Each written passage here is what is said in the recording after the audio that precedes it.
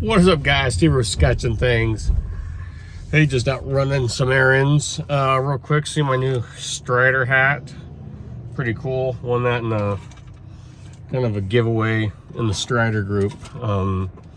They did for Father's Day, so I got this and some other trinkets, a sticker, and a lock bar, Gray's Precision lock bar insert. Sorry, let me know. I just got some new glasses. These are pretty bright. I like how they are in the sun.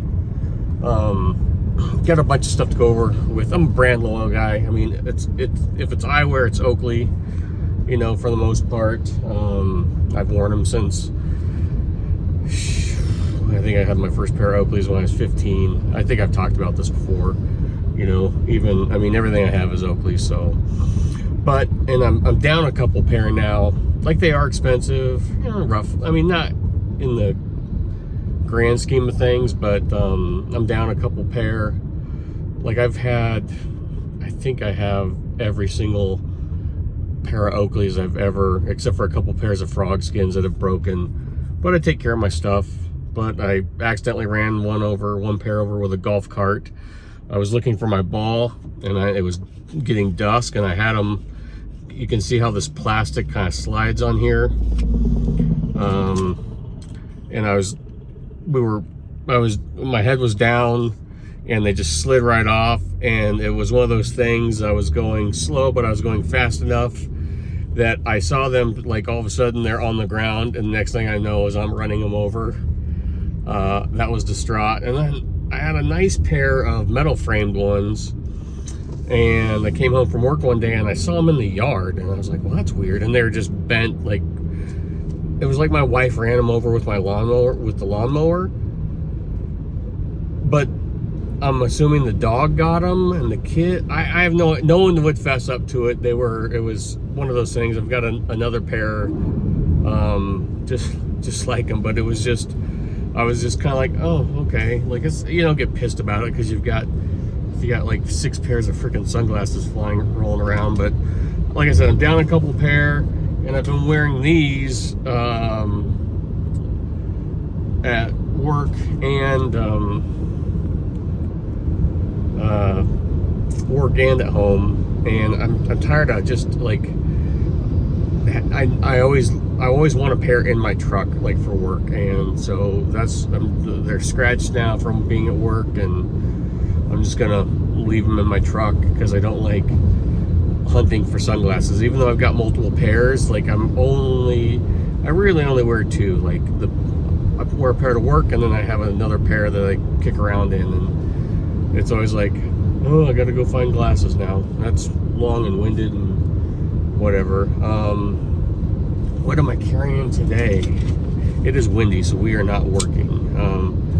F95, the Sheer Gorup F95T. This thing has been in my pocket every day since I got it. Even at work, I've been carrying it. The Strider, the old school Hinderer lock bar stabilizer, Strider SMF recurve, and just for shits and giggles, I got a Rask. Just out running errands, going to get groceries now. This job we're on, if you guys follow me on Instagram, I try and post bins as we get them done. It's not always like that, but just one of those. We hired another guy. I had lost a guy. I'm used to running 6 guys, right? And then that leaves me as the 7th man, and I'm getting parts in order and doing this, and you know, and I've lost a guy in the last month or so, month and a half. I've been filling in his job and trying to do my job, and it's kind of gumming things up, right? When you got 6 guys, each guy has a partner. Well, if I have to break away to get parts or do whatever, it's really kind of putting a wrinkle in the machine. And I know we've got a lot of bins still to do this year. And I know, like, how much money I need to make a day. Like, the way I get paid is the job gets done, I bill it out, you wait 10 days, 14 days, and finally they give me a check. So, I know how much money I have to make, and I just kind of break it down by day to cover payroll, all the stuff, and then like everything I spend, like, what I spend in a week, and, and that covers insurance and workers' comp and liability insurance and my umbrella policy that covers everything, and I mean, vehicles and gas and just everything. And we're cranking them out. We're doubling that, which is good. Because we don't bring in any money, say, from December to, February or March. So you have to crank, and it's just kind of one of those days, like it's windy. We need to be working, but it's just like, we're gonna take a little breather. I've got a knife coming. I talked to Dave. So if you watch his video, you'll know what it is. But, we were talking, like, and he had a day off, and I said, yeah, man, it's weird when you own the business. You need time off because you're starting to burn yourself out, but you don't want to take time off because you're the one bringing the money in. So, but every once in a while it's nice. We worked until 11 today, and got home and just kind of, it's just, even though it's a day off, you're never truly a day off. Like last weekend, like I told them they were taking the weekend off or something, and I was like, yeah, we're going to take the whole weekend off because we're kind of running on fumes right now. So give the guys the weekend off, have them get a full weekend, and kind of recharge a little bit. But still, I'm running to Lincoln to buy tools and parts and consumables and stuff. And today I'm grocery shopping and running to Fastenal and mailing stuff out to my accountant, for paperwork for the new employee, stuff like that. What else? If you don't hear I'm not going to say anything because I don't want to jinx myself, but this bin I'm jacking right now, it's tall and it's scary because the concrete is so bad. I called the dealer. I've talked to the manufacturer. I am so pissed off that this concrete is so bad because it makes it hard to jack the bin. I did a short, I think, last year. If you're wondering how we jack a bin, there's big jacks that we hook to every sidewall sheet, and so we build the roof, and then we jack it in the air, put a ring on, jack it, so we build it basically from the bottom up.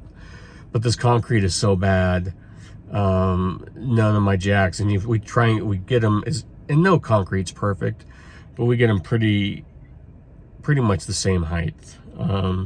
We're having to shim jacks, and it's just it's a process. So kind of a giant pain in the ass. I'm 8 minutes in. We'll talk real quick about poor Canada. I don't know this for fact or anything. Watch Kevin Clary's video. He's a guy from Canada that has a channel, pretty big channel. I've watched this stuff from time to time, but I just saw a video from him the other day about folding knives in Canada. I know Canada's kind of sketchy, so if you want actual information, like he's talked to someone or something, and he actually knows the agency, so this is all I'm just kind of like BSing with you. No more folding knives. Customs will not allow any more folding knives into Canada, basically is what he's saying. And it can't be some kind of any knife that that you can do that to, that you can flick open, basically won't be allowed through customs. Even if it was like a lockback that you could kind of get halfway. Here, I'll see if I can fail that. Nope. If you could get it halfway out and then use your wrist to flick it. I knew Canada, like I said, had some weird laws. I think Kevin has done a video on this before. I've only sold one knife to Canada, one of you guys. And I just cranked down the pivot and marked it as camping gear. And he said, even cranking down the pivot, basically, like I said, this is all just kind of hearsay and whatnot. So basically, you have to disassemble the knife and send it to someone in pieces, which you're already worried about losing a knife in the mail or getting something confiscated in the mail. Imagine if you sent this knife in pieces and you lose a package. I don't know. And then I'm not an expert also, but like say cranking down the pivot on a washer knife, I don't see the issue with, but can there show you guys, my knife experts.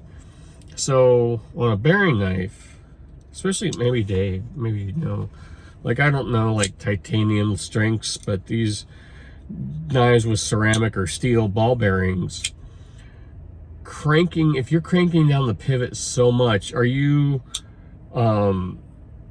like I know on this knife you can tune the pivot to kind of get it to either slow drop or guillotine shut. But if you're cranking down the pivot on a bearing knife so much, I would assume you are possibly going to damage the bearing track, right? I don't know. So an expert, Dave, chime in.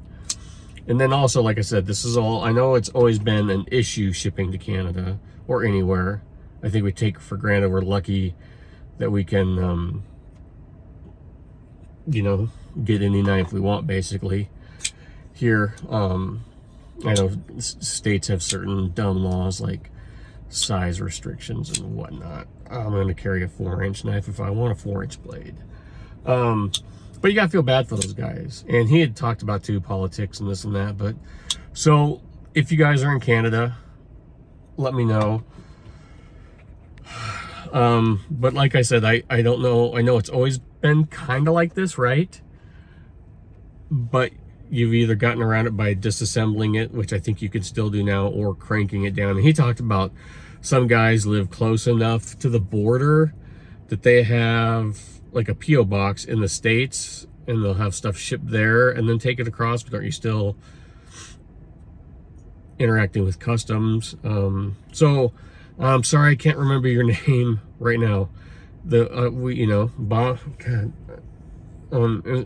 we follow each other on Instagram, we talk. God, I am sorry it's blanking, but I know you've got a pretty sizable collection. I sold you the Chris Reeve Sebenza. I'm ready for a retirement home. Why can I not remember anything right now? But you've got a pretty nice collection. Like, how do you get your knives into the country? And then he also said, like, say Spyderco or Benchmade, or how are companies, like, they can sell to sporting goods stores or whatever.